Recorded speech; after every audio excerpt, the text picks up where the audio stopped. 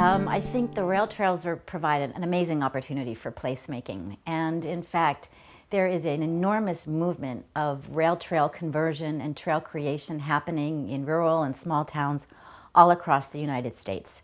So there is an entire profession of rail trail design and designers that work with communities to actually create specific experiences for people along the trail, but understanding the progression of experience of a trail.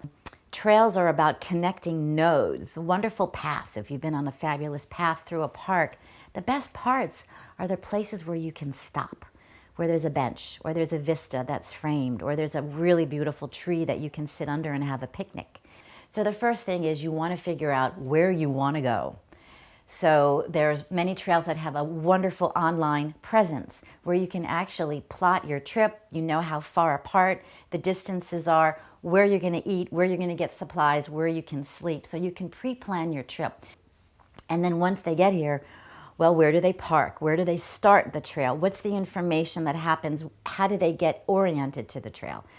So the trailheads are a very important next step in that trail experience. Again, to think about those spaces as being multi-use and not just for trail users.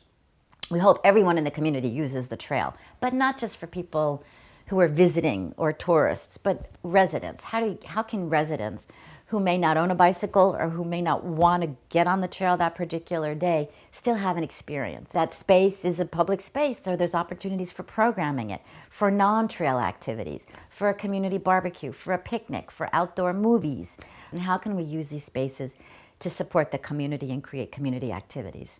So then the next placemaking opportunity along the trail are the lateral connections off the trail. I know, we just built the trail. We want people to get off the trail because we want them to shop. We want them to experience our communities. We want them to experience the historic resources and landmarks and treasures and the things that we love as well. Looking at Route 28 also as a series of places, not just the fastest connection from the highway to the ski slopes.